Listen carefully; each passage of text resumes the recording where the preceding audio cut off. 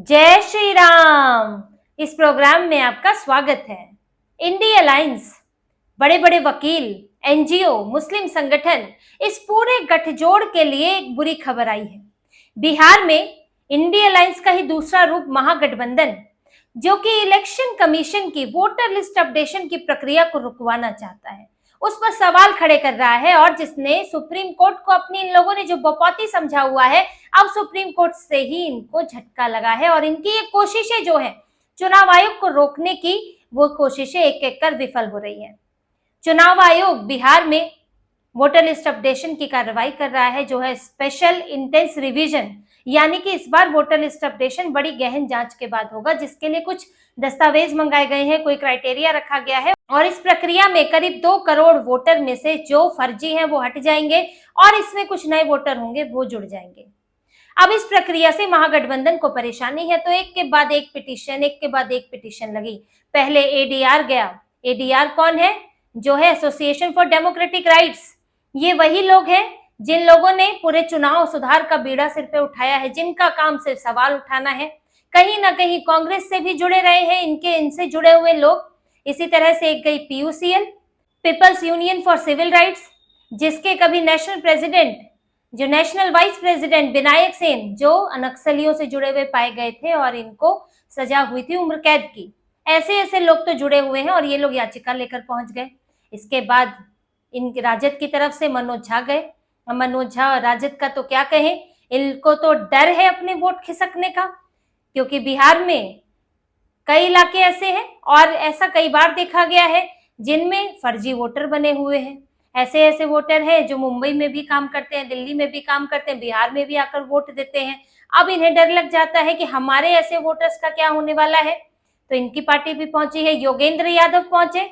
योगेंद्र यादव, इनके बारे में तो क्या कहें, ये तो अपने आप को हर कला में निपुण, हर काम में निपुण अपने आप को बताते हैं। जो कभी आंदोलन जीवी बन जाते हैं, कभी नेता बन जाते हैं, कभी अपनी पार्टी बना ली, कभी आंदोलन करके अरविंद केजरीवाल के साथ राहुल गांधी को दिन भर गालियां देते थे, कांग्रेस को कोसा करते थे, भ्रष्टाचारी पार्टी, देश बर्बाद करने वाली पार्टी बताया करते थे। आज कांग्रेस की गोद में बैठे हुए हैं, कांग्रेस के लिए ही काम करते हैं। ईशान नाम की तो इनके लिए चीज बनी ही नहीं है। कभी आंदोलनकारी बन जाते हैं, कभी शिक्षाविद बन जाते हैं। तो इनकी अपनी क्रेडिबिलिटी, इनकी अपनी विश्वसनीयता ही संदेह के घेरे में है, अपने ही बयानों से ही मुकरते रहते हैं।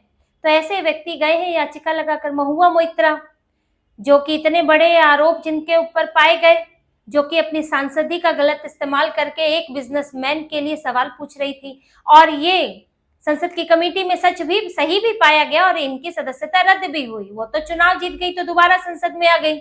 जो खुद अपने आप को एक्टिविस्ट कहती है, लेकिन इस्तेमाल अपने एक्टिविज्म का किसके लिए कर रही है? एक कारोबारी के खिलाफ और एक कारोबारी के समर्थन में। अपने होटल का और पर्स का बिल भरवाती थी हीरानंदानी से। तो ये तो स्थिति है ऐसे याचिकाएं डालने वालों के लिए।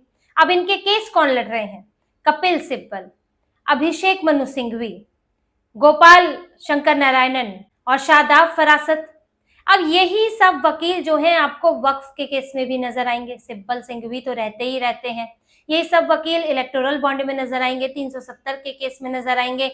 यही लोग जो है पहुंच जाते हैं सुप्रीम कोर्ट में, कभी किसी की जमानत लेने, कभी किसी की गिरफ्तारी रुकवाने। जो भी भारत विरोधी, हिंदू विरोधी बयान देता है, काम करता है, फट से उसकी पैरवी करने के लिए यही लोग पहुंच जाते हैं। इनकी सारी याचिकाएं वही हैं। तीस्ता सीतलवाड़ को जमानत दिलवानी थी तो आधी रात को उन्होंने सुप्रीम कोर्ट खुलवा लिया था, बेंच लग गई थी। अब इन्होंने सोचा था कि यहाँ भी यही होगा। सुप्रीम कोर्ट गए हैं तो तुरंत इन्होंने कहा कि हमको भाई यहाँ पे सुनवाई कीजिए, अंतरिम आदेश देकर चुनाव आयोग की प्रक्रिया ही रुकवा दीजिए, रोक लगवा दीजिए। यही इन्होंने सुप्रीम कोर्ट में जाकर मांग की थी, लेकिन सुप्रीम कोर्ट ने दोनों ही बातें खारिज कर दी।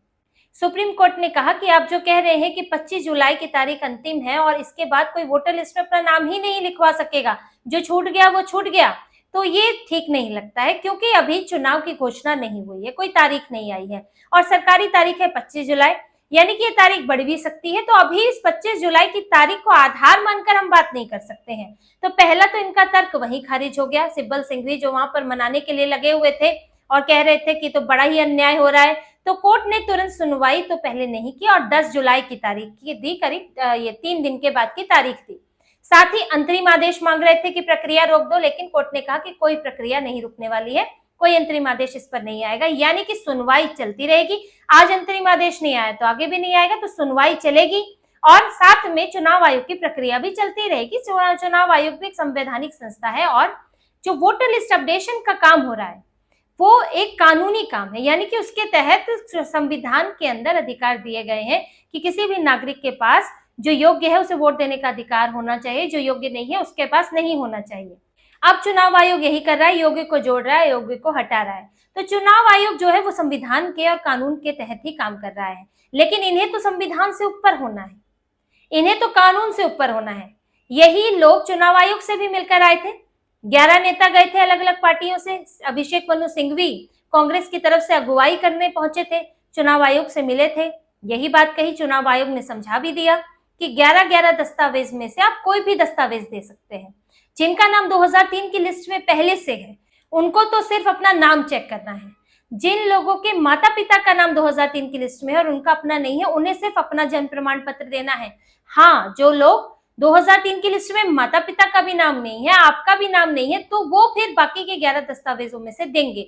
उन्हें ये साबित करना होगा कि वो भारत के नागरिक हैं और वो वोट देने के योग्य हैं। और ऐसे लोग जो हैं, करीब 3 करोड़ लोग हैं जो 2003 के बाद 2025 तक ऐसे लोग हैं जो वोटर लिस्ट में हैं, लेकिन 2003 में उनका नाम नहीं था। अब आपको 11-11 दस्तावेज में से आप क्यों नहीं दे सकते? अब इनका कहना है कि आधार भी नहीं ले रहा है चुनाव आयोग, क्योंकि आधार तो ऐसी चीज है ना जिसकी ये पैरवी करेंगे, क्योंकि बहुत आसानी से बन जाता है। पुराना वोटर आईडी भी बहुत आसानी से, वोटर आईडी तो और आसानी से बन जाता है, लेकिन मुश्किल क्या होता है? शिक्षा प्रमाण पत्र। आपने स्कूल में पढ़ा होगा तब तो बनेगा, इतनी आसानी से तो फर्जी भी नहीं बनता। मुश्किल होता है जमीन के कागजात, मुश्किल होता है माँ बाप का प्रमाण पत्र। अब कोई घुसपैठिया आया, यहाँ पर रहने लगा, लेकिन माँ बाप का प्रमाण पत्र कहाँ से लाएगा? अपना तो बनवा भी लेगा। तो यहाँ समस्या ये है, इसीलिए कह रहे हैं आधार कार्ड ले लो, क्योंकि ये तो नकली आधार कार्ड भी बन रहे हैं, क्रॉस चेक ही नहीं होता है कि ऐसा कोई नंबर आधार कार्ड का वो 16 डिजिट कहीं और पर दर्ज है कि नहीं है। तो ये इतनी समस्या इसके अंदर है, इसीलिए आधार कार्ड के लिए ये लोग पीछे पड़े हैं कि इससे जो है कई फर्जी नाम भी चढ़ सकते हैं। तो इन्होंने चुनाव आयोग से जब बात की थी, चुनाव आयोग ने भी ये समझाया तो लौट आए, उल्टे पांव भाग आए, फिर गए सुप्रीम कोर्ट के पास। अब सोचा था कि तुरंत सब हो जाएगा, लेकिन हुआ नहीं और सुप्रीम कोर्ट ने दोनों मांगे इनकी खारिज कर दी। 10 जुलाई की तारीख दी है, उस पर सुनवाई होगी, सुनवाई चलती रहेगी और चुनाव की प्रक्रिया, अपडेशन की प्रक्रिया भी चलती रहेगी। 25 जुलाई आखिरी तारीख है, हो सकता है चुनाव आयोग इस तारीख को बढ़ाए, लेकिन उस पर रोक नहीं लगने वाली है। तो इनके मंसूबे जो है वो विफल हो गए, जो इन्होंने वक्फ की सुनवाई के दौरान किया था कि वक्फ को ले जाएंगे सुप्रीम कोर्ट में और संसद से पास हुए कानून पर हम रोक लगवा देंगे। ये सोचने वाली बात है कि कोई कानून संसद से पास हुआ है, दोनों सदनों से, आप उस पर रोक लगवा दें, फिर फायदा क्या है संसद का? जब चीजें सुप्रीम कोर्ट में आकर रुकी जाएंगी तो रात रात तक 2-2 बजे 12 बजे तक बहस करके एक संसद में कानून पास हो रहा है, कोई नया विधेयक बन रहा है, तो उसका फायदा क्या हुआ? सुप्रीम कोर्ट में भी तैयार ही हो रहे थे पूर्व सीजेआई संजीव खन्ना, वो तो संसद और सुप्रीम कोर्ट के न्यायपालिका के बीच के जो अधिकार है वो याद दिलाए गए, शक्ति का संतुलन याद दिलाया गया, तब इनके जो है सारे मंसूबे धरे के धरे रह गए। इनकी कोशिश यही रहती है कि हम आदेश ले ले, तुरंत रोक लगवा दे। सुनवाई तो मालूम है कि हर केस की लंबी चलती है, तो इसीलिए इंटरिम आदेश ले ले, तुरंत रोक लगवा दे। इसी के लिए ये लोग सारी सेटिंग लॉबिंग करते हैं। अभिषेक मनु सिंघवी, कपिल सिब्बल जैसे बड़े बड़े वकील हैं, उनकी अहमियत ही यही है।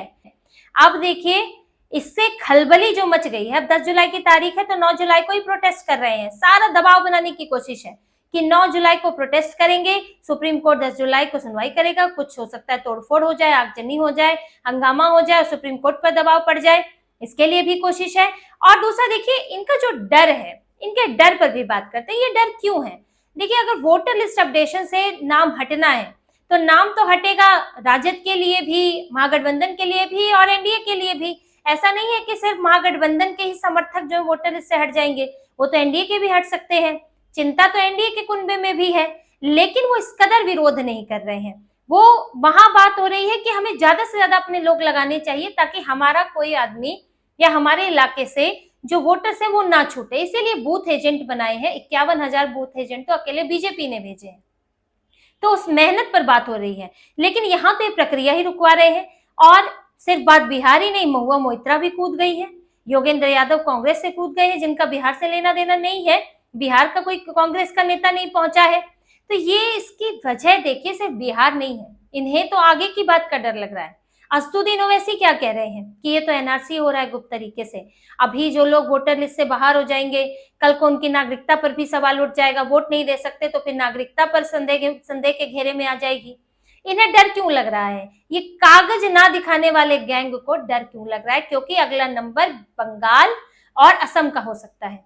बंगाल और असम में भी चुनाव है और अगले ही साल चुनाव है, और ये दोनों ही इलाके ऐसे हैं जहां पर घुसपैठियों की संख्या बड़ी है, बहुत ज्यादा है। बंगाल में तो ममता बनर्जी ने खुली छूट दे रखी है, वहां तो आना जाना बहुत लगा हुआ है और बॉर्डर इलाके पूरे जो है डेमोग्राफी बदल गई है।